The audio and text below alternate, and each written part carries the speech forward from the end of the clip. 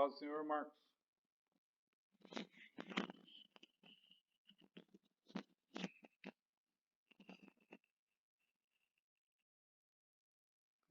Bem, daqui a pouco a gente começa, tá?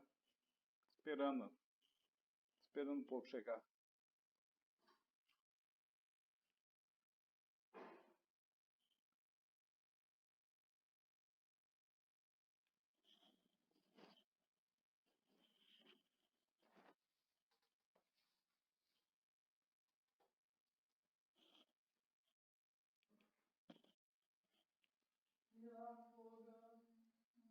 Paz do Senhor, Cristiano. Seja bem-vindo.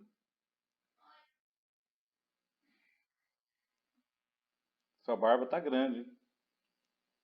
Tá maior que a minha. Tá maior que a minha.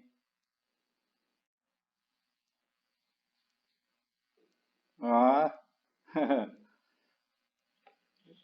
isso aí.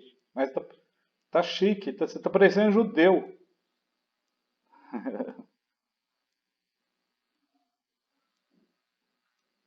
Mas não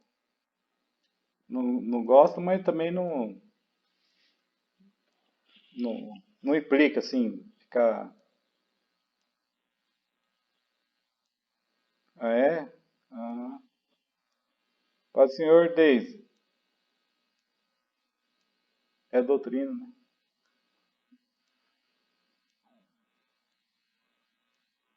né? É verdade.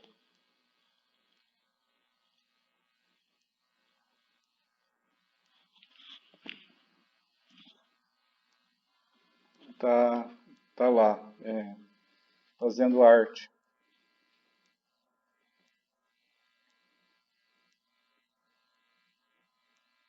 É, com certeza, com certeza. Tem toda a razão. Sua barba é fechada, né? Você tem bastante barba. Fechada, né? É, essa é a genética. Genética. Guardar um pouquinho aí, pessoal acabar de chegar, viu, Cristiano?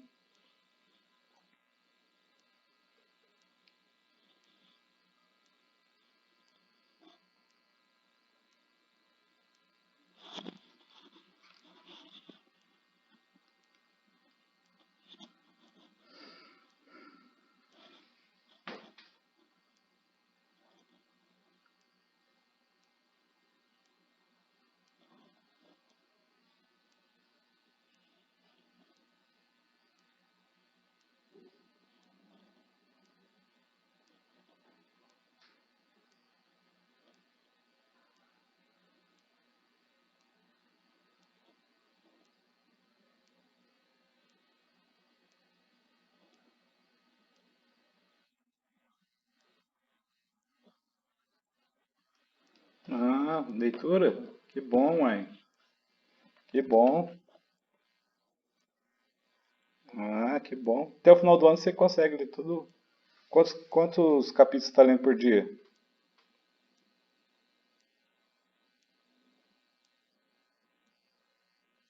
Ah, sei. Ah,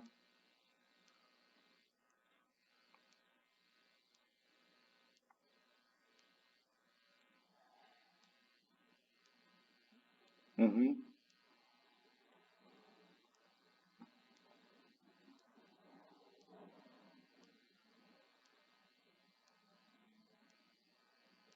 Ah, isso é bom. É bom. É, ajuda bastante.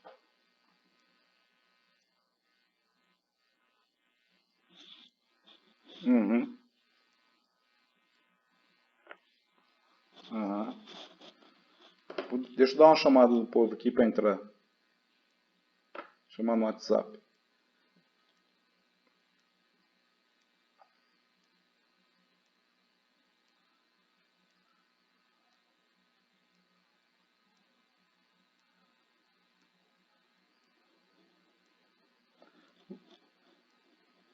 Vamos lá, pessoal. Já estou na sala aqui esperando vocês, tá? Está o Marcos, o Cristiano e a Daisy. Estamos esperando aqui, já vai passar 2 minutos, ok?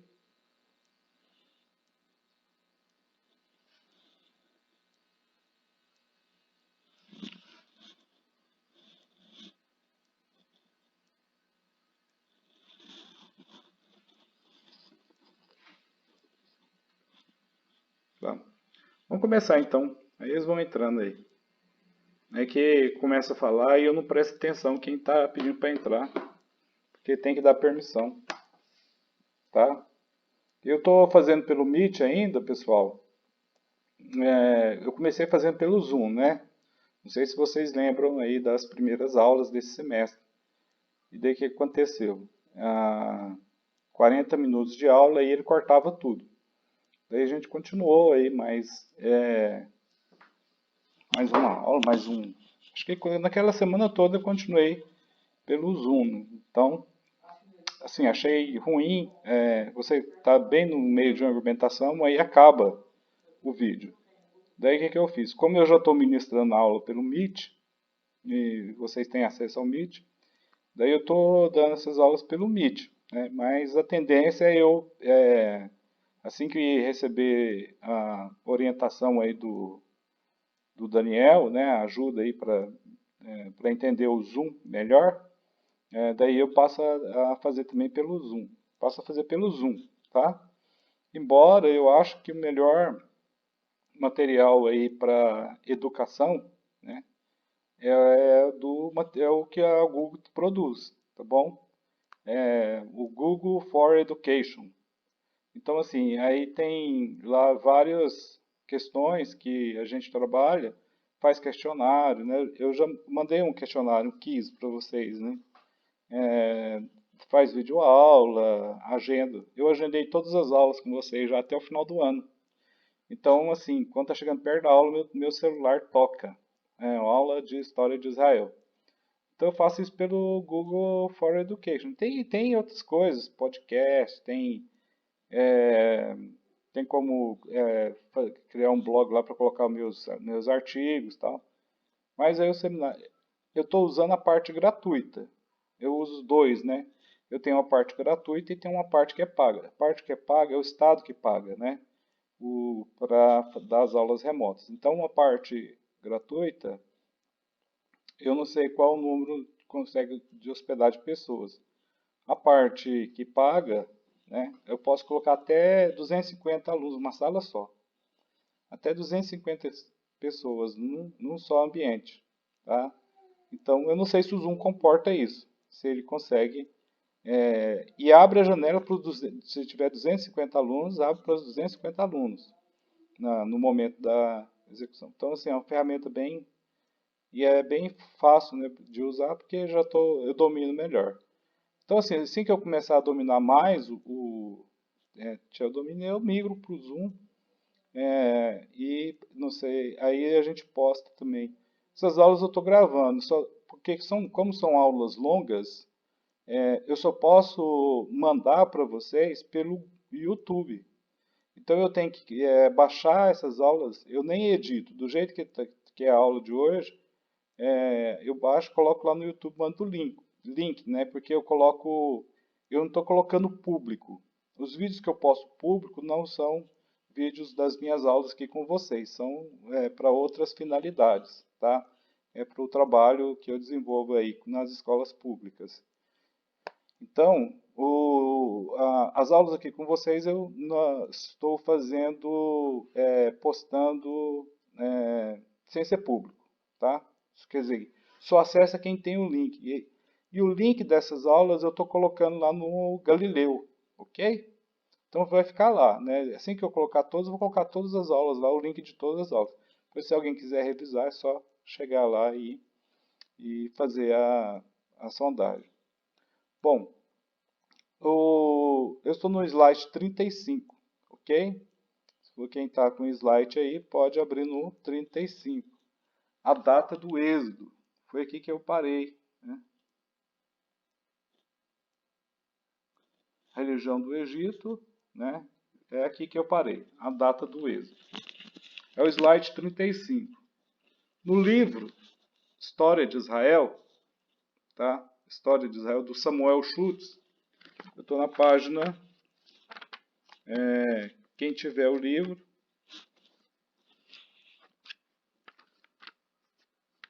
religião, página, nessa versão aqui eu estou na página 46, tá? A data do êxodo, do Samuel Schultz. Se alguém tiver interesse em acompanhar pelo livro também, porque os slides é o resumo que eu fiz do livro do Samuel Schultz, que pretendo passar para vocês até o final do ano, todo o conteúdo. Bom, a data do êxodo foi entre... Jéssica... Deixa eu só pegar um negócio aqui. A data do êxodo foi entre 1500 e a 1000 a.C. 500 anos, pastor? Por que você colocou uma data tão elástica assim? Bom, é porque tem gente que entende que o êxodo ocorreu por volta de 1250 a.C., tá? Então,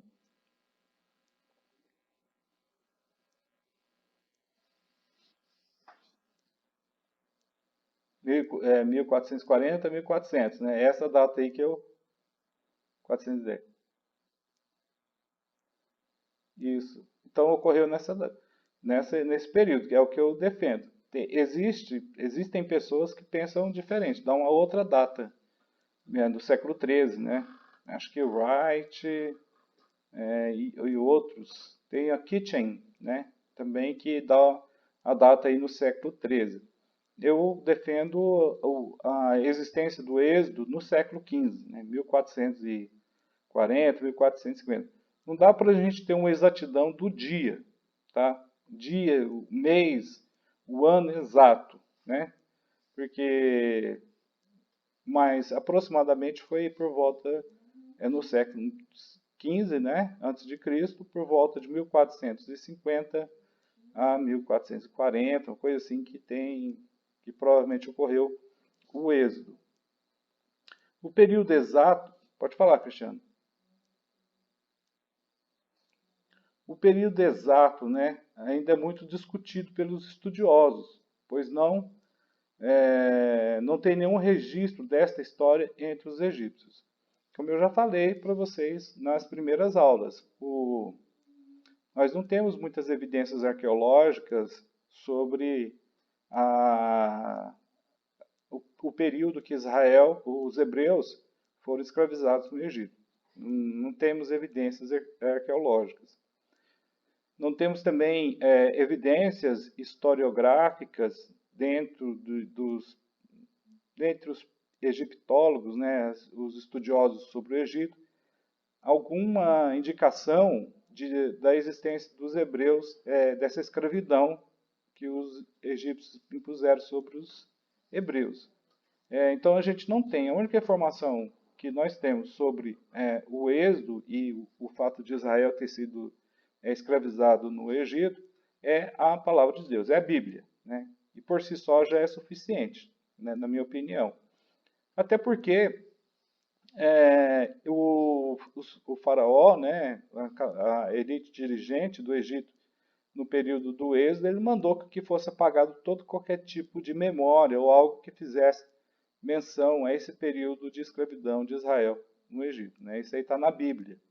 Okay? Então a gente não tem um registro exato de quando um registro. Nós temos um registro bíblico, tá? Então quando a gente fala de Êxodo, quando a gente fala de Moisés, o que nós temos de conhecimento sobre eles é o que está na palavra de Deus, tá? Um estudioso chamado, sobre o nome dele, ó, Garstang, né? O Samuel Schultz cita esse Garstang, e datou a invasão de Israel por volta de 1400 a.C. Então, assim, a invasão de Israel em Canaã. Quando Josué atravessou o Jordão e que ele começa a conquistar cidade após cidade em Canaã, o Garstang vai dizer que esse período inicial aí ocorreu por volta de 1400. Se nós levarmos em consideração que o povo de Israel ficou durante 40 anos peregrinando pelo deserto, nós vamos ter aí 1440, eles entraram em Canaã. Mais 40 anos, então aí a gente joga para 1440 a.C., que foi a data do êxodo, segundo o Garstang, né? Um outro estudioso que o Samuel Schultz cita é o Kenyon, tá? É o sobrenome, Kenyon, ou a Kenyon, como eu estou falando de sobrenome, né? É mulher, essa daí, é Kathleen Kenyon, está na página 47, o nome dela. Diz não existir nenhuma evidência de Jericó que teria sido destruída por Josué em 1400 a.C. Diz que ocorreu entre 1350 e 1325 a.C. Olha só, então a Kenyon ela vai divergir do raciocínio da afirmação do Garstang com relação à data do êxodo. Eu, particularmente, fico com o que disse o Garstang, né? A entrada de Israel em Canaã deu-se aí por volta do ano 1400 a.C. Outros pensadores, outros estudiosos da história de Israel, também vão dizer, vão fazer afirmação contrária à do Garstang. Por exemplo, o Albright, o Vincent, o Devaux. Esse Devaux é um historiador padre, tá? Tem livro dele, As Instituições de Israel, foi ele que escreveu. E o Hawley, esses autores dizem que o êxodo provavelmente ocorreu no século XIII. Tá? Então, esses estudiosos aqui, eles divergem até mesmo da Kenyon, no que diz respeito à data que ocorreu o êxodo. Bom, pessoal, a data do êxodo, a mais aceitável, é a de 1440 a.C. Tá? Essa é a data mais aceitável. O êxodo ocorreu em 1440 a.C.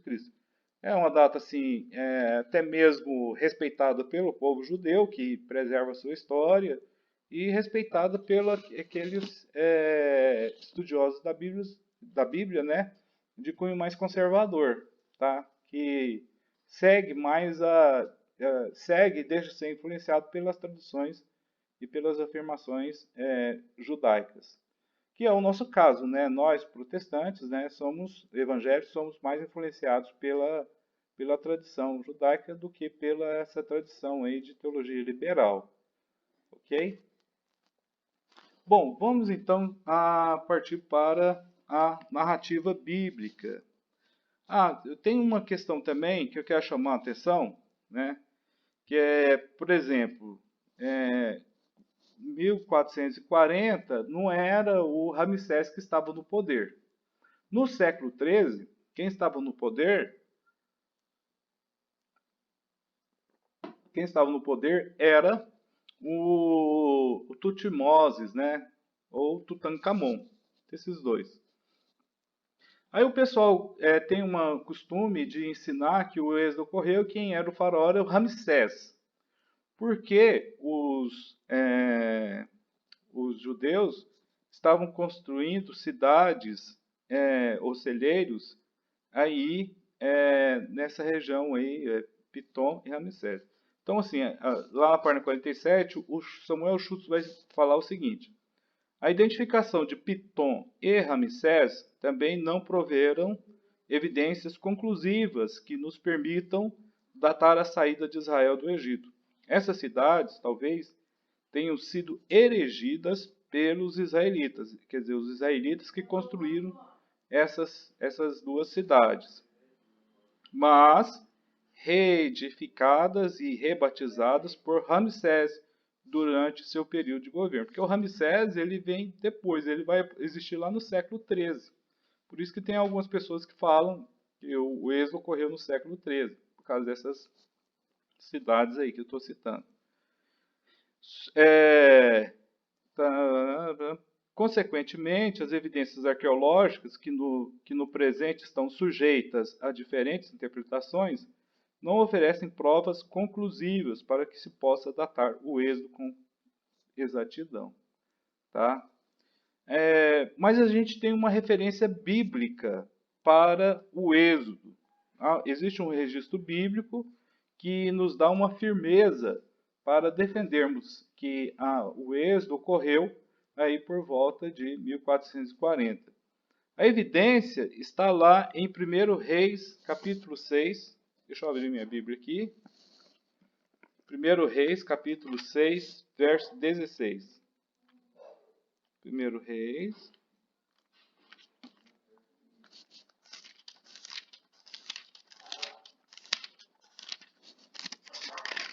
Capítulo 1 Reis, capítulo 6.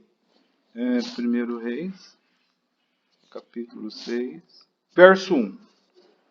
Olha lá o que diz as Sagradas Escrituras.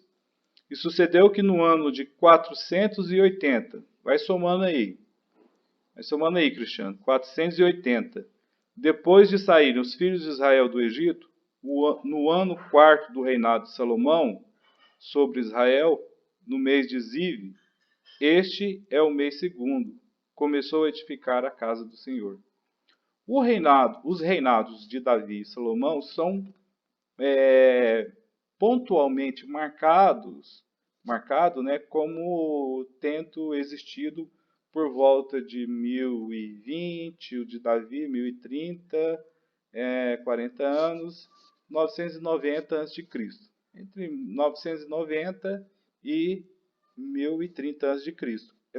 É a data para o reinado de Israel sobre o rei Davi e Salomão. Se a gente pega aí, vamos colocar uma data na média, nem 990, nem 1030. 1000. Então, 1000. Até 1000 Davi estava no poder. Mas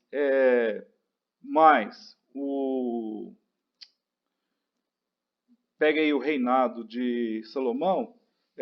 Aqui fala de no ano 480. Você pega aí o reinado de Salomão, 1000, reinado de Davi, depois vem o reinado de Salomão, 40 anos, 960. Eu estou tentando fazer um cálculo matemático aqui, de acordo, tentar fazer a interpretação desse trecho da Bíblia. Se a gente pega aí ou 1000 ou 960, mais 480, que é o que está dizendo aí em 1 Reis, capítulo 6, verso 1, a data do êxodo foi 1440. Então, soma aí, né? 960 mais 480, 1440, que é a data mais aceitável aí para a existência do êxodo. Tá? O registro aí bíblico, é esse, que nos dá um suporte aí para a gente até mesmo contrapor o que dizem aí as outras pessoas. Bom, então vamos para a narrativa bíblica, tá? Então, na narrativa bíblica, nós temos aí o início no capítulo do livro de Êxodo, né? No capítulo 1 até o capítulo 13, Israel libertado da servidão. Do capítulo 1, verso 1 até o 22, nós vamos ter o relato das condições em que vivia os hebreus em Canaã, as condições de escravos, né? Eles construíram a cidade, celeiros, Pitom e Ramsés, como diz a Bíblia. Nos capítulos 2 até o 4 vai ter o Moisés, né? O nascimento, a educação e a chamada, né? A chamada que Deus fez a ele. Ele foi vocacionado, chamado por Deus, foi liberto das águas, ficou livre aí das águas do Egito pela princesa egípcia, e depois ele se prepara para, durante 40 anos. Ele fez um seminário em Midian com Jetro de 40 anos. Hoje 3 anos para a gente está demorando, né? Mas ficou 40 anos. Depois de 40 anos que ele estava lá, e Deus, olha só, não fiquem desanimados. O Moisés vai começar o ministério dele com 80 anos de idade. Ele já está velhinho, né? Com 80 anos aí, o pessoal já está abandonando tudo para morrer. E aí ele começa essa empreitada, né, com 80 anos de idade. Que essa história sirva de inspiração para nós aí, a gente nós que somos, eu tenho 48 anos, né, vou fazer 49 no final do ano, dia 6 de dezembro, né? Pode marcar essa data aí para me dar presente. Brincadeira, pessoal. Então, o Moisés começa, Deus o chama com 80 anos. E ele vai obedecer esse chamado aí. Daí ele vai e tem a contenda com o faraó, né, as 10 pragas. Lá no Egito vai ser comemorada a primeira Páscoa. A comemoração da primeira Páscoa recai exatamente no dia da morte dos primogênitos, dos filhos dos egípcios, né? Inclusive do primogênito de Faraó, que seria um futuro faraó, que iria sucedê-lo no trono. Daí a gente tem do Egito até o Monte Sinai, a peregrinação do povo de Israel até chegar na Terra Prometida. Então, nós vamos ter a partir do capítulo 13 até o capítulo 19. Vamos ver o livramento divino e a rota e o acampamento no Sinai. Tá? Vamos lá. Vocês já fizeram acho que essas rotas aí com o professor Adriano, né? Porque essa aí que fica na região, mais para matéria de história, de geografia bíblica. Mas tudo bem. A rota do Êxodo, gente, onde Deus colocou o povo de Israel quando José estava lá no governo, as terras que eles cederam para os hebreus eram as melhores terras do Egito, né? Então, as melhores terras do Egito, isso aqui é confirmado e é assim até hoje, é a região do delta do Nilo, tá?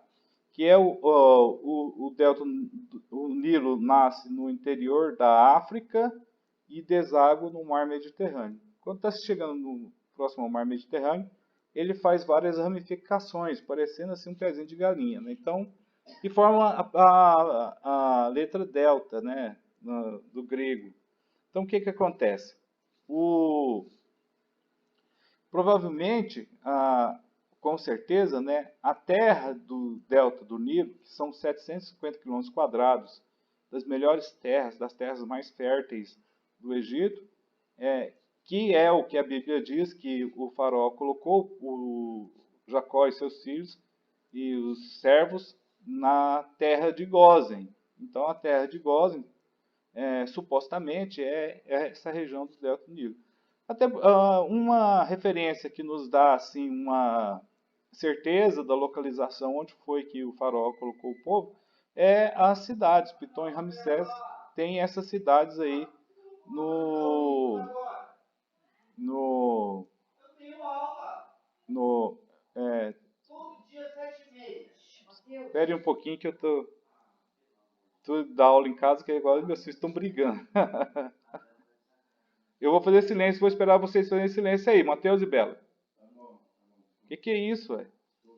Então, desculpa, pessoal, que eles estavam gritando aqui, então, assim, as duas cidades aqui é Pitom e Ramsés. Então, eles pegam isso aí, nessa rota, né, e eles vão passar bem na parte, bem no norte do Mar Vermelho, tá? Eles passaram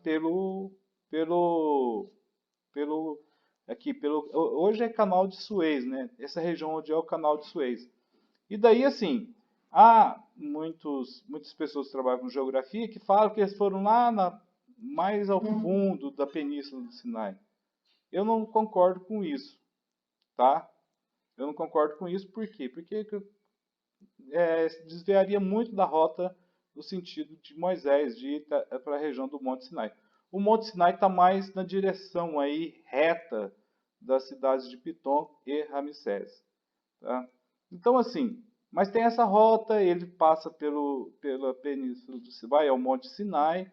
Essa região é uma cordilheira de montanhas, tá? O Moisés vai. E daí eles tentam entrar lá na Terra Prometida, é quando eles encontram lá os gigantes, né? Os homens valentes, os Enaquins, né? E daí eles não entram, voltam e fica andando ali pelo Vale do Arabá, né? Vale do Amor, Arabá em hebraico é amor, ou amado, né? E vão e entram na Terra Prometida pela região de Jericó. Então, essa supostamente seria a rota do Êxodo. A Páscoa, né, que eles vão comemorar. Tá? Eles vão comemorar a Páscoa, primeiro, eu já falei, né? Eles vão comemorar lá no próprio Egito, ok? A primeira Páscoa. Bom, então vocês conhecem essa história aí de Israel, essa parte tenebrosa na história de Israel, ok? Por quê? É a história que a gente escuta aí desde cedo nas escolas bíblicas, nas pregações e tudo mais. Mas eu vou relembrar com vocês alguns fatos aí importantes. O que é importante aqui é a gente ter o domínio e entender da história de Israel nesse período aí do Êxodo. Primeiro, nós vamos ver o seguinte. A gente volta um pouquinho aí e vai lá para o último capítulo de Gênesis e a gente vai desenrolar aquela história, né, final do período patriarcal em que José, sendo o maior, um administrador maior ali das finanças e de ajuntar, de coletar alimentos, né, para que o povo do Egito pudesse passar tranquilamente aí pelos 7 anos de vaca magra, tá? Então tem 7 anos de vaca gorda, o José vai administrar, e quando chega a fome na região do Egito, na região de Canaã, os egípcios têm alimento. O que acontece? O povo de Canaã começa a vir para o Egito para comprar alimento, porque não tinha como produzir em Canaã.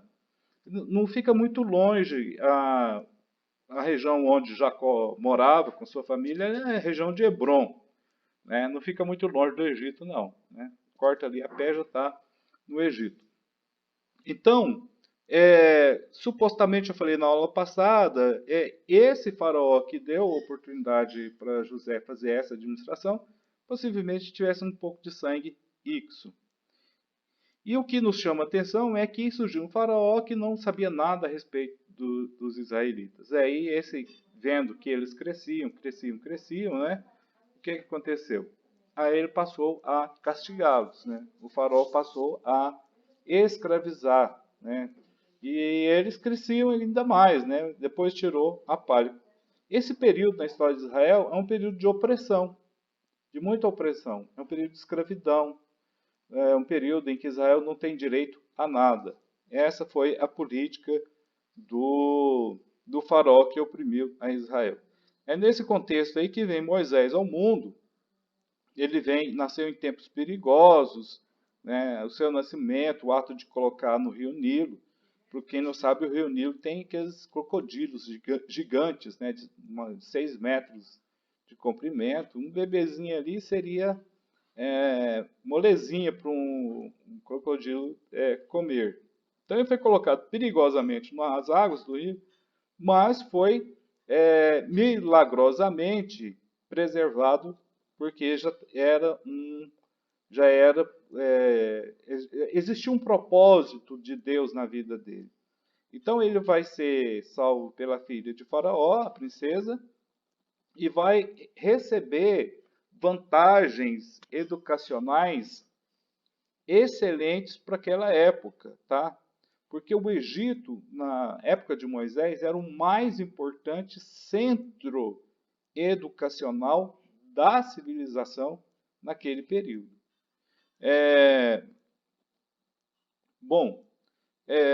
Então Moisés foi instruído com toda a sabedoria do Egito. Sabe quem é que faz essa afirmação? A gente nem é no próprio Êxodo. Quem faz essa afirmação é lá no Novo Testamento, Atos 7, 22. Estevão vai citar isso. Olha lá, Atos 7, 22. E Moisés, né, diante do Sinédrio, Estevão vai falar, vai afirmar: e Moisés foi instruído em toda a ciência dos egípcios, e era poderoso em suas palavras e obras. É isso, é aqui que a gente tira essa referência da excelente educação que Moisés recebeu lá do faraó. Então, assim, existiam grandes instalações educacionais para atender a corte egípcia. Até mesmo príncipes naquela época, né, filhos de reis, em fase em período educacional, esses reis mandavam seus filhos para irem serem preparados lá na terra do Egito, junto com tudo aquilo que eles tinham de melhor para proporcionar. Então Moisés era um cidadão, uma pessoa culta, tá? Moisés era uma pessoa, tentando fazer uma comparação com hoje, bem intelectual, muito bem preparado. Deus o preparou desde o nascimento. Então ele vai ter essa formação educacional a mais excelente possível, ok? Então, assim, grandes instalações educacionais da corte egípcia foram usadas durante o período do Novo Reino para treinar os herdeiros reais de príncipes tributários. Então, eles treinavam lá não só os faraós, mas os príncipes, os reis, os filhos dos reis que eram súditos de Faraó. Treinados, educados para serem príncipes, para serem líderes, para exercer um ofício aí de liderança. Bom, quando o Moisés, então, ele se viu aí num grande engodo, né, da sua própria vida, em que ele foi levado. Espera um pouquinho. O que foi? O que foi, Elaine? Ele foi levado para ser. Ele foi levado a matar aquele egípcio que estava açoitando ou machucando, né, os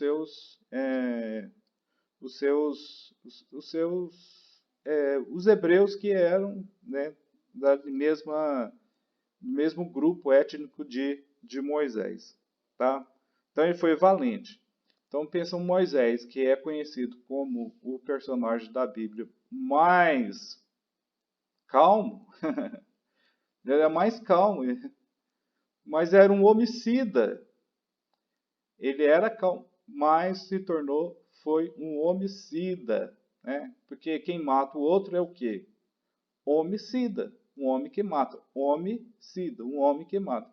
Então Moisés ele vai lá e mata, e ele é obrigado a correr da região do Egito e foi perambulando pelo deserto até que chegou na região de Midian. Lá ele vai encontrar sua esposa Zípora, filha de Reuel, vai ficar por mais 40 anos lá, até que Deus o chama para libertar o povo de Israel da escravidão no Egito. Essa preparação, olhando lá em Êxodo, vai estar registrada a partir do capítulo... a partir do capítulo 3 vai ter o chamado. No capítulo 3 e capítulo 4 de Êxodo, tem um chamado. Olha lá, ó, diz o Êxodo capítulo 3, verso 1. E apacentava Moisés o rebanho de Jetro, seu sogro, sacerdote em Midian, e levou o rebanho atrás do deserto e veio ao monte de Deus, a Horebe. Então, assim, aqui começa então esse chamado, o propósito de Deus para a vida dele. E ele vai, tá? Ele vai confrontar o faraó. Lógico que ele foi com ajuda divina, né? Mas ele foi pela fé também, né? O Egito era a mais poderosa nação naquele período. Era uma nação que dominava aí várias outras nações. O Egito era um povo muito forte, o exército muito forte, grande. Então, o Moisés vai, fica com medo? Fica morrendo de medo, tá? Fica morrendo de medo, você entendeu? Mas ele vai, morrendo de medo, mas ele vai, né? Ele não fica, ele não vai ficar parado em Midian. Ele foi para o Egito e lá Deus milagrosamente operou grandes sinais e maravilhas na vida do seu servo Moisés, né? Que são as pragas do Egito. Essas pragas do Egito, como eu falei sobre a religião do Egito, muitas delas representavam as suas divindades, os seus deuses. O faraó era visto como um deus. No entanto, aquele que seria o próximo faraó, no tempo dessas pragas aí, ele foi morto. Deus permitiu que ele morresse. O anjo da morte foi lá e matou. Praga de gafanhoto. O sol, a lua. O sol era visto como um deus. A religiosidade egípcia, ela era, assim, via a divindade nos aspectos, aí, coisas da natureza. O sol é um deus, o rio Nilo, por prover a água e o peixe para alimentação, era tido como um deus. Então, tudo isso, a água se transformar em sangue, tudo isso foi para que Deus mostrasse para o próprio povo de Israel e também para os egípcios que ele é um Deus superior a qualquer outro tipo de Deus que viesse a existir naquele período. Não existia, né? Nós sabemos que não existia, mas ele é um Deus todo-poderoso. É El Shaddai, né? Deus todo-poderoso. Então, assim, o que o Samuel Schutz vai dizer aqui sobre as pragas é o seguinte: as pragas que se sucederam durante um período relativamente curto demonstraram o poder de Deus, né, que eu venho falando. As pragas do Egito é uma demonstração do poder de Deus, tá? Porque Deus poderia, no texto bíblico diz que na primeira praga o faraó já queria deixar o povo ir pelo deserto para prestar culto ao Deus de Moisés, né? No entanto, passada a praga, o seu coração ele queria libertar, mas se endurecia, né? Já Deus agindo dessa forma, e vinha uma segunda praga, vinha uma terceira praga, ele já estava cedendo há muito tempo, né? Mas o propósito de Deus em deixar de ter 10 pragas é para que eles pudessem ver que Deus de Israel é um Deus poderoso, tá? E Deus queria mostrar o seu poder, não era só para o egípcio, não. Queria mostrar o seu poder para o seu próprio povo, o povo de Israel. Ok? Então a atitude de Faraó desde o começo foi de desafio, que foi expresso na pergunta: quem é o Senhor para que ele faça, para que lhe ouça eu a voz e deixe Israel? Então o Faraó não conhecia o Deus de Israel. Aí o Moisés fala assim: olha, o eu sou me enviou a vós. O eu sou me enviou até vocês. Essa palavra aí em língua hebraica é R-E Asher R-E. Eu sou o que sou, tá? O R-E aí é conjugado possivelmente no refil. O refil é um tronco verbal na língua hebraica cujo significado é causativo, né? Ele causa alguma coisa. Então, esse verbo, uma tradução mais próxima em língua portuguesa para esse verbo RE é aquele que causa a existência. Então é isso, Moisés. Quem é o faraó perguntava? Quem é esse Deus? É aquele que faz existir as coisas. É o Deus Criador. É ele que me enviou. Foi ele que está mandando as pragas. Ele falou para libertar o povo que ele escolheu pela aliança que fez com Abraão. Então, pessoal, esse confronto aí foi permitido por Deus para que os egípcios, os judeus os hebreus pudessem ver o poder de Deus. Os três diferentes vocabulários hebraicos que aludem à atitude de Faraó, conforme é declarado por 10 vezes nos textos aí de Êxodo, capítulo 7, 13 até o 13, 15, significa a intensificação de uma condição já existente. Deus permitiu que Faraó vivesse tendo dotado de capacidade de resistir às propostas divinas. Ok? Isso está lá em Êxodo capítulo 9, verso 16.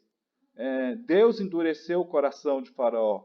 Deus endureceu o coração de Faraó, conforme é indicado nas duas alusões preditivas aí de Êxodo capítulo 4, versos 21 até o capítulo 7, verso 23.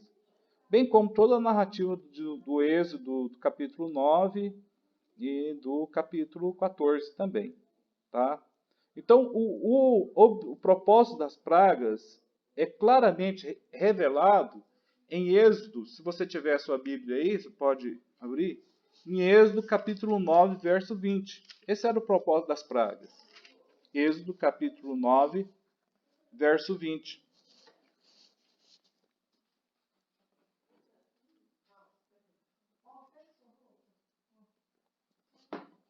Diz assim, Êxodo capítulo 9, verso 20. Quem dos servos de Faraó temia a palavra do Senhor, fez fugir os seus servos e o seu gado para as casas.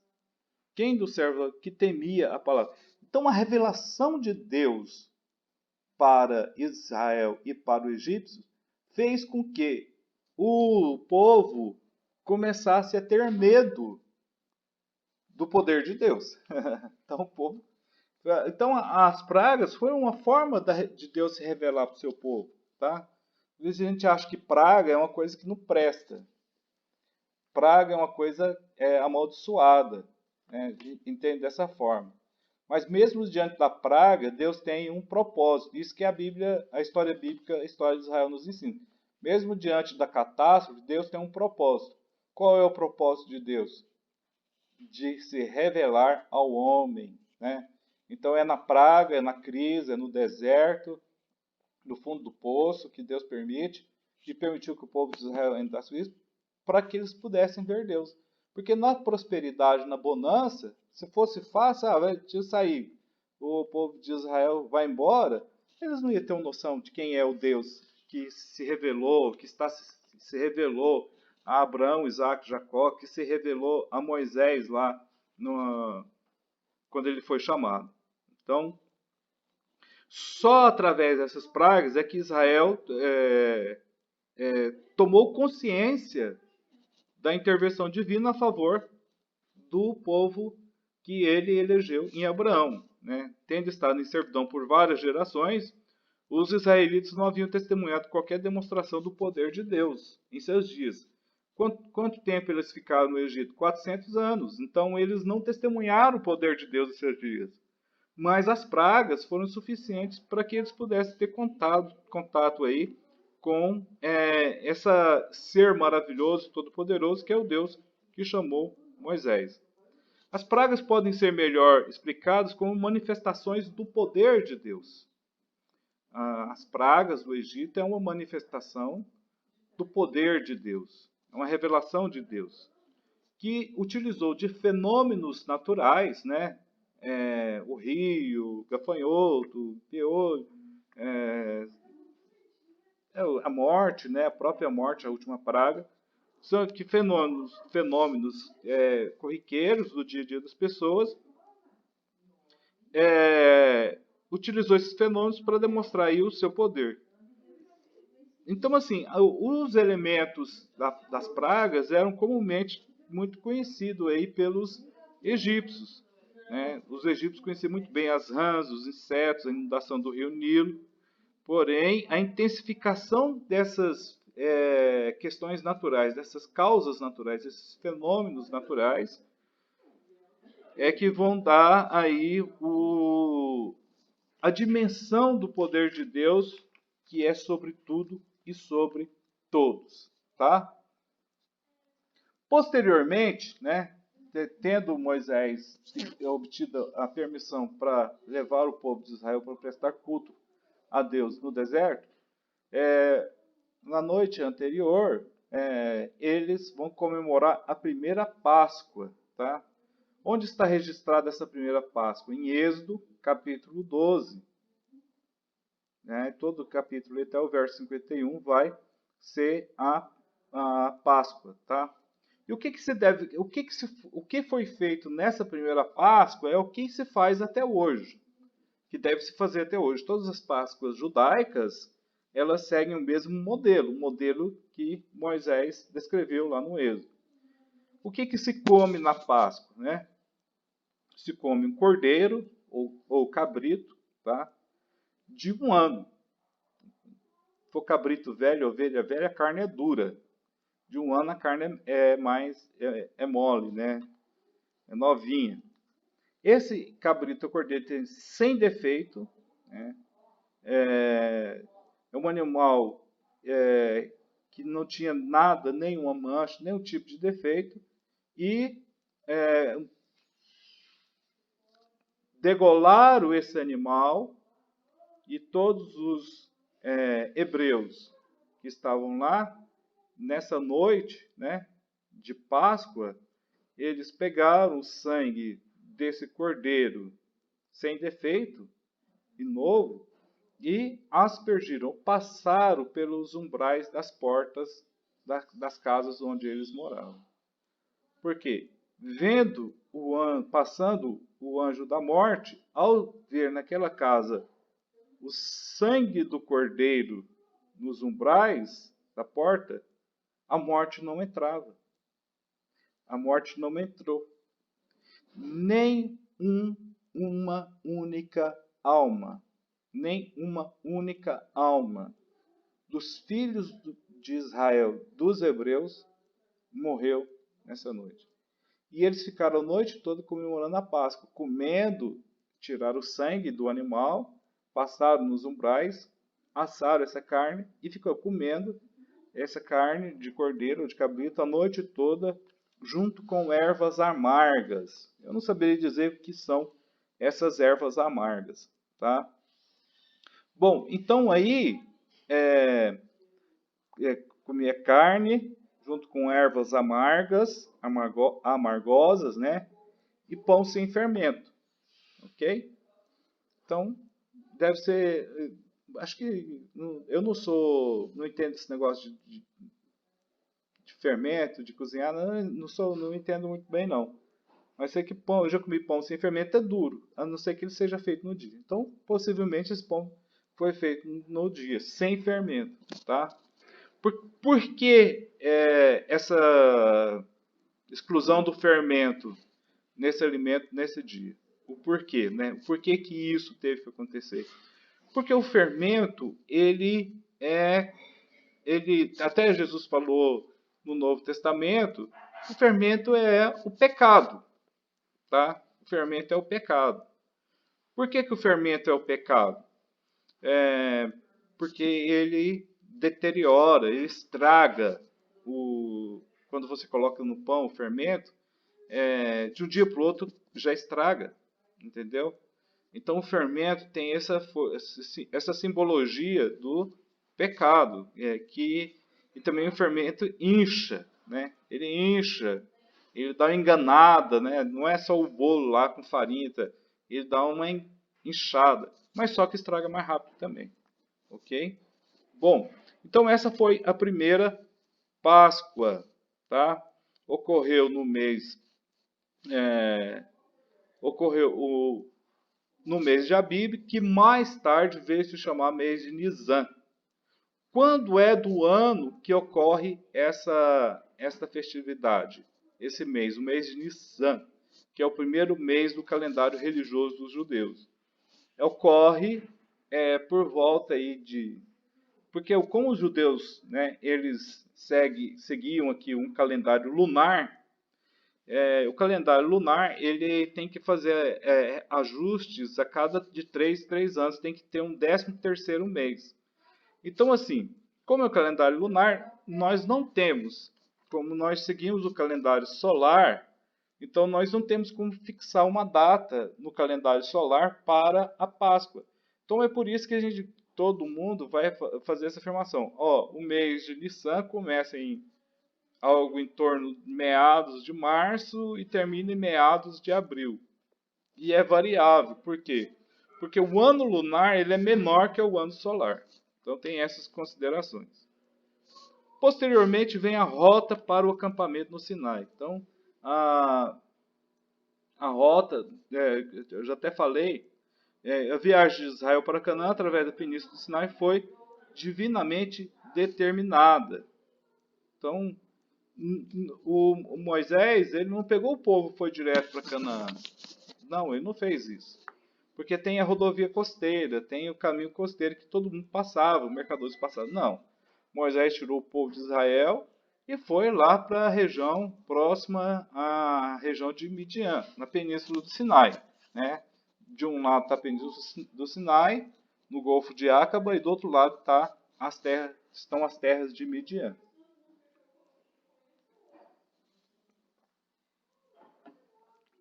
Então, pessoal, não foi uma rota direta, tá? Poderia ser facilmente derrotado se fosse pela rota normal. Bom, o conhecimento crescente dos campos da arqueologia e da topografia tem dissipado dúvidas anteriores sobre essa historicidade.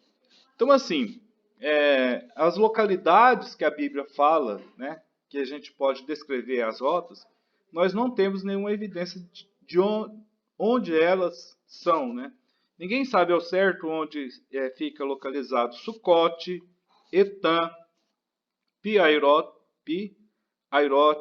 Migdol, Baal-Zephon, né? São localizações que Moisés descreve, fala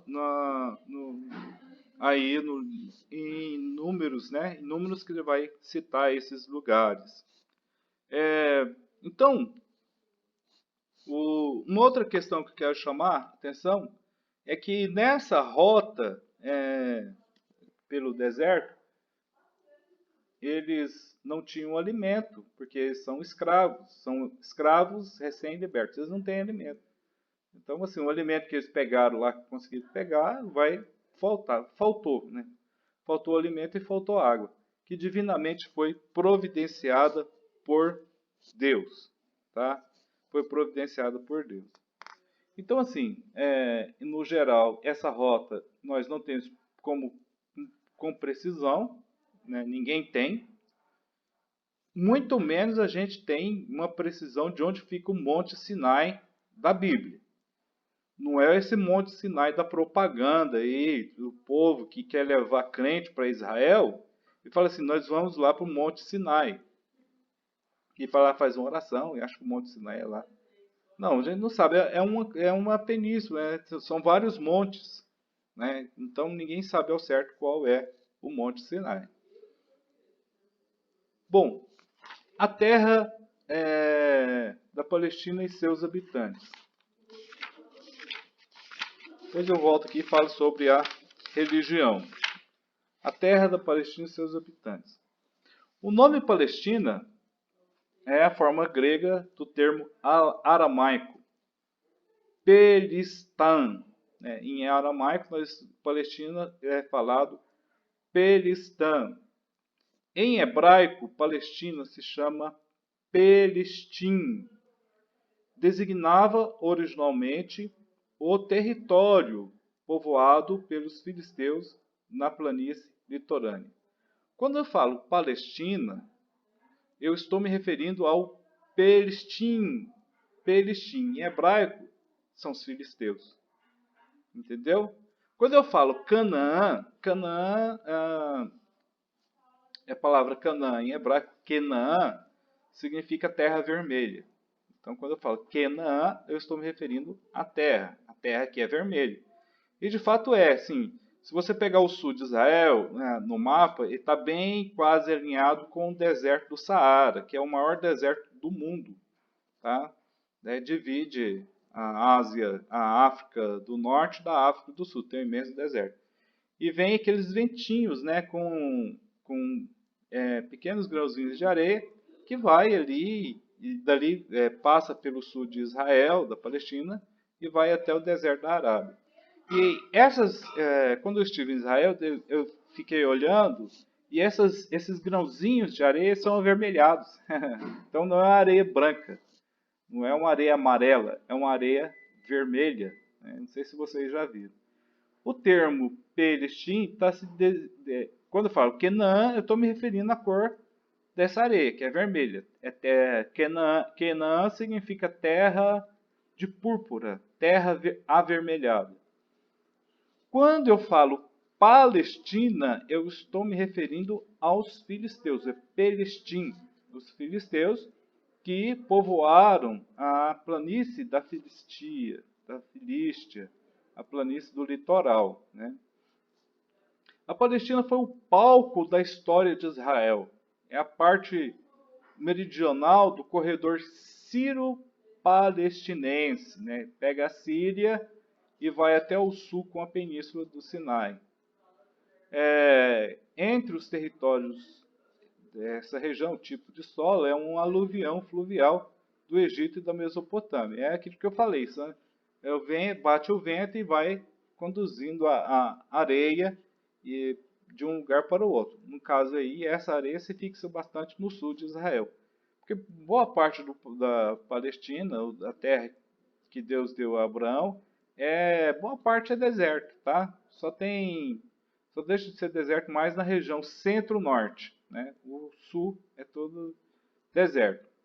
Então, essa região foi o palco da história de Israel. A história de Israel vai ocorrer nessa terra, nessa Palestina, nessa região, nessa Canaã, tá? A Palestina, na antiguidade, era uma região de passagem. Mercadores que vinham da Mesopotâmia para o Egito, mercadores que vinham da Ásia Menor, ou de onde hoje fica lá, acho que é a Turquia, né? Eles vinham para chegar no Egito por terra, passavam pela Palestina. Então era um corredor, onde muitas culturas, muitos povos, muitos mercadores passavam por lá. Né? Então a região com uma cultura muito misturada, principalmente a região da Galileia. Tá? A região de Jerusalém, ela não fica na linha das rotas, né? Ela está fora das rotas. Então, as cidades que ficam nas rotas que ligam a Mesopotâmia, a Ásia Menor ao Egito, eles obtiveram assim, muita influência dos povos que passavam por lá. E quem passava por lá eram mercadores, né? Comprava alguma coisa lá no Egito, né? Adquiria, vendia no Egito, pegava alguma coisa do Egito e levava para ser vendido lá na Mesopotâmia ou na Ásia Menor. Era uma região de passagem, através da qual passavam e onde se cruzavam as grandes rotas comerciais transcontinentais. Né? Então, passar por Israel é ligar dois continentes. Dois continentes. Por que não três, se você vai por terra? Né? Você está ligando a África à Ásia e você está ligando também a África à Europa, ou está ligando a Europa, né? Se bem que a Europa para a Ásia não precisa passar pela Palestina. Mas se se fala do Egito, que é uma civilização enorme, a rota de passagem para ligar esses continentes é a região de Israel, é a região de Canaã. Então é uma região importantíssima, assim, do ponto de vista da circulação de pessoas, né? Então a gente fala, passava por cá, não era assim um lugar parado ou não transitado. Os habitantes da Palestina viviam até meio século quase que exclusivamente da agricultura e da pecuária. Então, assim, esses habitantes, antes do êxodo, antes da invasão dos filisteus na planície costeira, os habitantes de Canaã eles viviam da agricultura, da pecuária, né? Criar pequenos animais, né? Ovelhas, cabritos, e também a agricultura e da pecuária, isso que eu falei, né? Então eles viviam com isso, né? Do pastoreio, e do cultivo da terra. É assim que era a atividade econômica no período aí patriarcal, no período do Êxodo, ok? O próprio cananeu, ele não é um mercador, né? O mercador são pessoas que estão no Mesopotâmia e o Egito, ele passa por ali, ok? Bom, os nômades, né, do segundo milênio, né, que nós estamos falando antes de Cristo, não se enquadram no esquema simples do deserto para a terra cultivada. Entre eles se encontram os chamados agricultores migrantes, pessoas não sedentárias, meio agricultores e meio criadores de gado, que vivem na terra cultivada, nas cercanias das cidades fortificadas ou na margem da terra cultivada, muitas vezes em dependência das cidades e em comunhão de vida com elas. Então, os moradores eram assim, eles eram, inicialmente, esses habitantes de Canaã, eles são como andarilhos, eles ficam onde dá para cultivar ou dar alimento para o seu rebanho, e eles ficam transitando, buscando essas condições de vida o tempo todo. Agora, esse é o morador comum, o cananeu, né, comum, né, o cananeu agricultor, o cananeu que mora fora das fortificações das cidades. Então, a gente não tem muitas cidades assim. Hoje tem até mais em Israel. Mas, por exemplo, se a gente pega lá o livro de Josué, quantas cidades Josué conquistou em Canaã? Ele conquistou 31 cidades. Tá? 31 cidades. Não conquistou todas, não. Ele conquistou só 31 cidades. E as cidades não eram tão grandes assim. As cidades eram protegidas pelos muros, ok? E assim, dentro das cidades moravam o pessoal que tinha maior poder aquisitivo, os ricos. Fora eram os pobres, que eram esses agricultores que ficavam à mercê ali de bandidos, de ladrões, dos mercadores e assim sucessivamente. Então, esse povo que morava fora das cidades, eles são considerados não nômades, eles são não sedentários, são nômades, né? Que eles ficam migrando de um lugar para o outro. É assim que eles levavam a vida deles. E viviam do cultivo e assim do leite, das ovelhas, né? Da lã, da carne, desses animais. Até mesmo porque para que os animais dos cananeus, que eles trabalham com a pecuária, para que eles pudessem comer, ele tinha que estar migrando, porque você pega em Israel o período de seca lá que dá agora mesmo, agosto, está no período de seca, mais ou menos o período de seca aqui, também é um período de seca lá, com uns 3, 4, 6 meses, aproximadamente 7 meses, de que não cai água. No deserto não tem água, não tem nada, o cidadão vai atrás onde tem esses recursos aí para viver. Então o cananeu vivia assim, tá? Andando de um lugar para o outro, em busca de melhores condições de vida.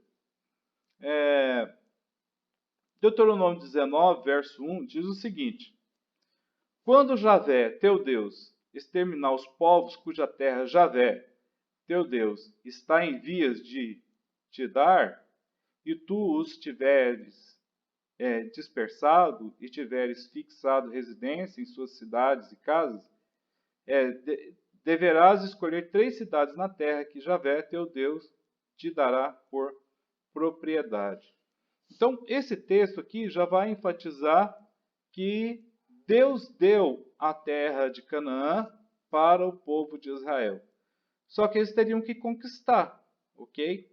E aí é que vai virar conquista posteriormente, tá? Bom, então o povo de Canaã era assim. E assim, Canaã, eu sei que tem um slide lá na frente que vai falar, mas eu vou antecipar. Canaã, ela nunca formou assim, os cananeus nunca foram unificados, foram unidos. As cidades de Canaã eram cidade-estado, tipo a cidade-estado grega. A gente estuda isso em história, cidade-estado grega é uma cidade independente. Né? Quando a gente fala do Peloponeso, né? a Liga de Delos, a gente está falando de cidade-estado que se une para terem uma ajuda mútua para combater um inimigo. Canaã era assim, Jerusalém era uma cidade-estado, Jericó era uma cidade-estado. Quer dizer, cada uma dessas cidades, eles têm a sua autonomia, tem o seu líder próprio, tá? Tem o seu povo próprio. Eles nunca se uniram, eles nunca se formaram para ser um povo forte, poderoso, para enfrentar os seus inimigos, derrotar os seus inimigos. Não, os cananeus nunca foram, nunca tiveram isso aí. Por isso que quando a gente lê Josué, o livro de Josué é importante, com essa argumentação que eu estou fazendo, porque Josué vai conquistar cidade por cidade. Ele vai guerrear, começa em Jericó, depois ele vai para Ai, que é um posto militar avançado de Betel, conquista Ai, já tem Betel, aí ele vai conquistar cidades do norte, do sul e do centro de Canaã. E até no livro de Josué vai falar assim, ó, 5 reis, né? São 5 cidades, se uniram para ir guerrear contra Josué e acabou perdendo, tá? Bom, deixa eu ver aqui quero ver se eu... certo. Bom, pessoal, agora vamos passar para o capítulo 4 do livro de Samuel Schultz. Eu vou falar sobre a religião de Israel, tá? A religião de Israel. E estiver acompanhando aí na página 44. 55, melhor dizendo. Esse livro aqui eu tenho em PDF, não sei se eu coloquei, vocês têm eu tenho esse livro em PDF. Eu já mandei ele em PDF já, Cristiano? Então tá. Então aí na página 55, se vocês puderem abrir o PDF, ou quem tiver o livro, abre o livro, né? Eu vou falar um pouquinho da religião de Israel, para a gente entender o judaísmo. Porque aqui começa o judaísmo, tá? Então Israel se acampou propositalmente no Monte Sinai.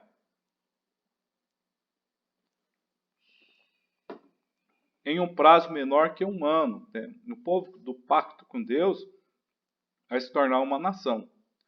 Esse pacto vai se expandir na forma que, primeiro, Deus fez um pacto com Abraão. Abraão, sai do meio da tua parentela, deixa tudo isso aí, e vai para a terra que eu te mostrei, e vai te uma grande nação. Deus fez um pacto com Abraão. Depois, assim, não vai ter muitas leis, né? O que você vai ter que fazer, Abraão? Vai ter que fazer a circuncisão de todo macho no 8º dia. Tá? Faz isso, é o sinal da aliança.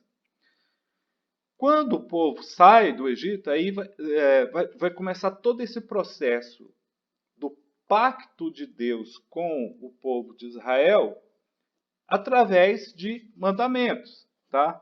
Então, o pacto vai se expandir na forma do decálogo. O que é o decálogo? Deca, 10, logo palavra. As 10 palavras, que são os 10 mandamentos. Na realidade, são muito mais de 10 mandamentos, pessoal. Tem bem mais. Tem aí, não sei se 613 mandamentos. No Antigo Testamento, 613 mandamentos. É muito mandamento. Tá?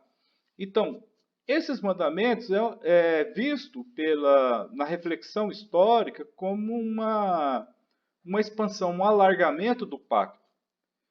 Primeiro Deus deu o pacto. Primeiro Deus fez o pacto com o povo. Depois ele deu os mandamentos. A gente divide os mandamentos com os 10 mandamentos, né? As 10 palavras. E os mandamentos que não estão nos 10, nós chamamos de preceitos. Em hebraico é tudo mitzvah, né? Mitzvot. É tudo mitzvah. É tudo mandamento. Então, assim, mais em língua portuguesa a gente divide os 10 mandamentos e os preceitos. Por que Israel deveria obedecer aos mandamentos e aos preceitos divinos? Para que pudessem ter uma vida santa diante de Deus. É por isso que Deus vai dar esses mandamentos. E também, para que Deus fosse cultuado, adorado, nessa vida que o povo está levando no deserto, Deus ordenou que fosse feito um tabernáculo, tá? Um tabernáculo que seria o centro da adoração, o centro da vida religiosa, o centro ali das ofertas de animais, das ofertas, depois eu vou falar sobre essas ofertas. Então tudo isso era feito no tabernáculo. Só deixou de se fazer esses rituais todos, deixou de existir o tabernáculo quando o templo foi construído. O templo fixo, né, que Salomão construiu, substitui o tabernáculo.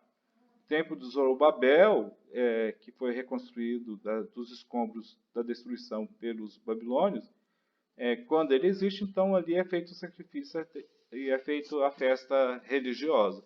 Assim, por se tratar de uma história antiga, é muito diferente a questão do culto, né, da religião, da religiosidade no Antigo Testamento daquilo que somos hoje. Até mesmo do que é o judaísmo hoje, né? Não fica, né, quem já foi a Israel aqui sabe que ninguém fica matando mais, que não tem templo nem tabernáculo. Não tem mais nenhum dos dois. Mas ninguém fica matando as coisas aí e imolando o animal, né? Colocando fogo na carne ou jogando sangue sobre o altar. Então, esse tipo de ritual a gente não tem mais na atualidade. Mas no início, Israel deveria obedecer aos preceitos do jeito que Deus determinou para Moisés. Então, é importante dizer que a religião de Israel era uma religião revelada. Revelada. Uma religião revelada é diferente de uma religião criada. Imagina, eu vou criar uma religião. Por exemplo, eu sempre falo que o budismo é uma religião criada. Né? O Siddhartha Gautama, né, que veio ser chamado de Buda, que significa iluminado, ele resolveu sair, fazer meditação e tentar ajudar os pobres e necessitados do seu país. Então, a partir disso, ele funda a religião budista, tá? Que é uma religião criada. A revelada, quando eu falo religião revelada, que não é criada por homem.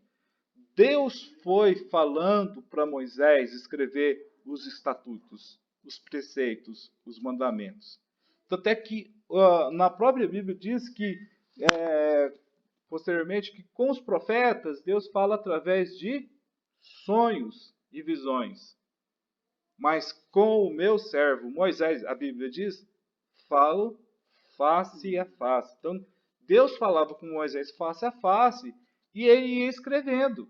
Lembra que esse homem, até pouco eu acabei de falar no Isaú, era um homem extremamente preparado para fazer, para configurar, para organizar o judaísmo, a religião aí no Antigo Testamento, a vida com Deus no Antigo Testamento. Ok?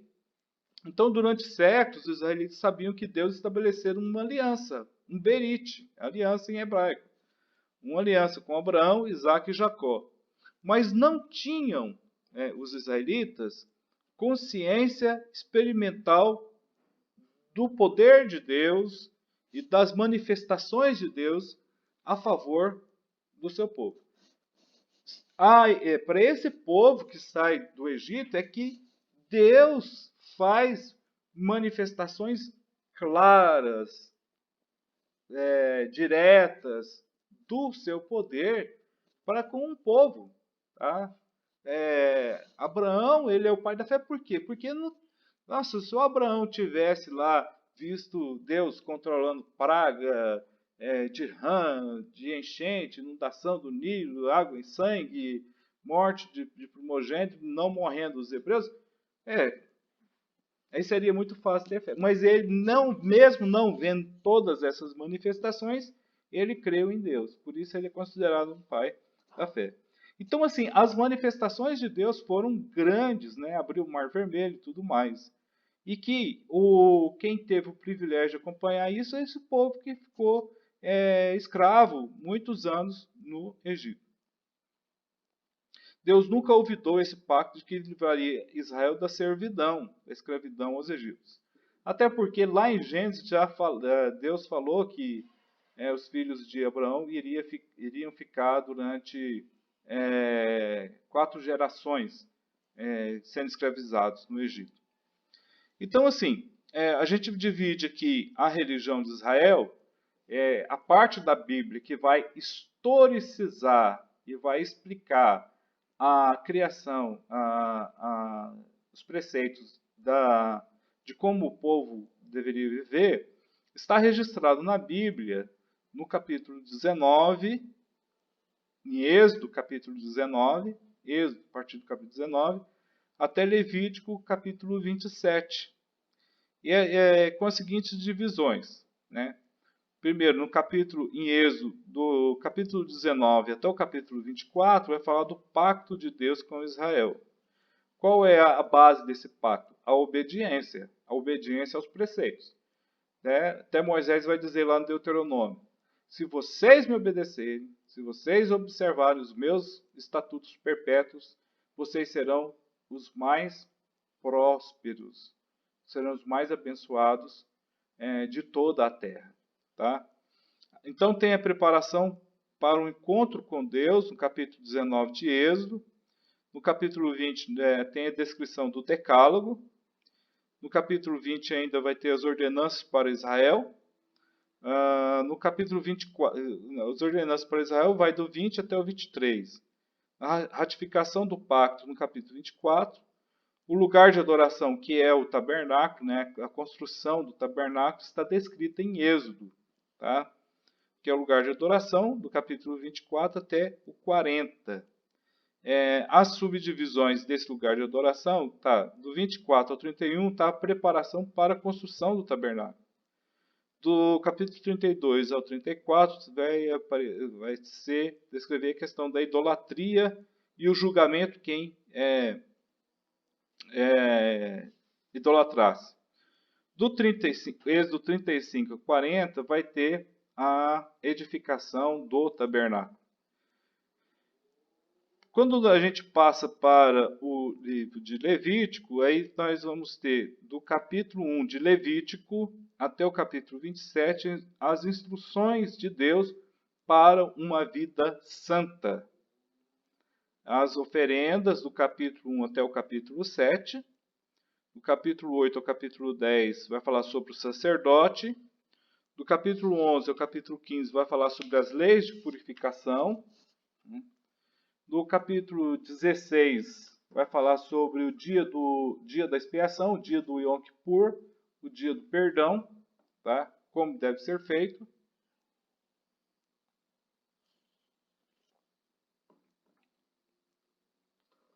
Depois, no capítulo 17 e 18, vai falar, serão as proibições para que o povo de Israel não adotasse os costumes pagãos. Do capítulo 19 ao 22, nós vamos ler as leis da santidade. Do capítulo 23 a 25, as festividades e épocas, tá? Então a gente vai discutir as festividades, né? O que elas representam? O que significa a Páscoa? Qual o significado da Páscoa? Para que serve a Páscoa? Vai lembrar o quê? O que significa o Pentecostes, né? Ou a festa das colheitas, seu significado e tudo mais. A festa do tabernáculo, dos tabernáculos. O que significa? Está lembrando de quê? Né? Então a gente vai explicar isso para vocês. O Yom Kippur, o dia da expiação, quando ocorre. O Ano Novo, Rosh Hashanah, né? O Ano Novo judaico. O Ano Novo judaico civil, o Rosh Hashanah, ocorre lá no mês de Tisri, ou que vai cair no mês de setembro para outubro. Então eles comemoram esse Ano Novo, que vai anteceder aí o Yom Kippur, ok? E as outras festas, né? E as outras festas, aí eu falei, as festas da Lua Nova, todo mês na Lua Nova era feita uma festa. Toda semana, sexta-feira, ao entardecer, até o sábado, ao anoitecer, tinha a festa do sábado, a semana dos pães asmos, e assim sucessivamente. Então tem várias festas, Todo mês já tem uma festa que é a festa da lua nova, né? Tem a lua nova, vem a festa, ok? E por último aí, nessa parte da religião de Israel, estão as condições das bênçãos de Deus, que vai do Levítico capítulo 26 até o capítulo 27. O pacto, né? Vamos aqui falar o que é esse pacto. O povo de Israel esteve em estado de servidão no Egito. Eles não eram livres, eles não tinham direitos, eles só tinham deveres. Deveriam trabalhar, trabalhar, trabalhar, trabalhar em troca só da comida e da moradia. Convém dizer que esse povo ficou por mais de 400 anos nesse ambiente de idolatria, né? Como eu já falei, no Egito qualquer coisa podia virar Deus, né? Se um faraó é Deus, se aquele Deus, não sei se é do Egito, posso estar me equivocado, Horus, né? Que tem corpo de homem e a cabeça de um falcão. O Horus ou o Deus Falcão. Não estou me recordando perfeitamente. É um deus, né? O Ísis, né? Ísis é um deus para eles. O que é o Ísis? Ísis. Ísis é um pássaro que dá do delta do Nilo, né? Que vira um deus para eles. Então, o Israel ficou na servidão no contexto de um país idólatra. Um país que tinha vários deuses e deusas, né? Normalmente esses eram da própria natureza, eles elegiam como deus. Uma coisa assim bem politeísta, né? A crença nos vários deuses. Então Israel agora, que saiu dessa servidão, deveria estar totalmente consagrado a Deus, né? Por meio de um ato sem precedentes na história, o povo de Israel se viu livre da servidão através do poder de Deus. Daí há necessidade, e já no Sinai, já a manifestação dessa necessidade, de Deus estabelecer as condições desse pacto. Então, os 10 mandamentos são as condições desse pacto, né? Como que esse pacto vai vigorar. O que vocês vão ter que fazer? O que Deus fez? O que Deus continua fazendo? Mas agora, o que Israel tem que fazer? O que eles têm que fazer para manter esse pacto? A base desse pacto que Deus chama Israel é a santidade. Tem que ser uma nação santa, uma nação separada, um povo escolhido, né? E todo o ritual, toda a vida, né, de Israel deveria estar voltada para a obediência única e exclusiva ao Deus Todo-Poderoso. Então, assim, o alargamento do pacto são os mandamentos e os preceitos de Deus para o povo. Israel foi instruído a preparar-se por 3 dias para que se firmasse esse pacto, né? Por meio de Moisés, Deus revelou, escreveu em tábuas de pedra os 10 mandamentos e outros preceitos para uma vida santa foi sendo revelado, mas não necessariamente lá em cima do Monte Sinai. Foi sendo revelado no dia a dia da peregrinação do povo de Israel pelo deserto. Esses preceitos e outras instruções viriam acompanhados de festividades sagradas, festas religiosas, para fazer o povo lembrar, né? O povo fixar na cabeça o que Deus fez lá, né, no passado e que ele continua fazendo. Então, a festividade ele remete a um fato histórico importante dentro da história de Israel. Então, quando eu falo Páscoa, eu estou falando de um fato histórico importante. Quando eu falo tabernáculo, a festa dos tabernáculos, estou falando de um fato histórico importante. Quando eu falo tabernáculo, primícias, festas das colheitas, né, eu estou falando aí, que é Pentecostes, né, 50 semanas depois, eu estou falando de um fato importante. O dia da expiação é um dia importante. Relembra o dia em que Deus vem no caso, no contexto do Antigo Testamento, para uma vez no ano perdoar os pecados do pecador, tá? Então, todas as festividades religiosas do Antigo Testamento, elas remetem a um ato de bondade e misericórdia de Deus. E assim, gente, primeiro Deus fez o milagre, não é assim? O que acontece? Primeiro Deus efetua o milagre, depois vem um acordo para que o povo tenha uma vida santa, separada diante de Deus. Então, o judaísmo está estruturado, a religião do Antigo Testamento está estruturada nesse pacto e numa vida santa. Então, assim, eu vou colocar aqui um ponto final nessa aula de hoje, porque já tem 1h e 34 minutos que eu estou falando. Deixa eu marcar aqui. Parei aqui. Alguém tem alguma pergunta para fazer? Alguém tem alguma pergunta?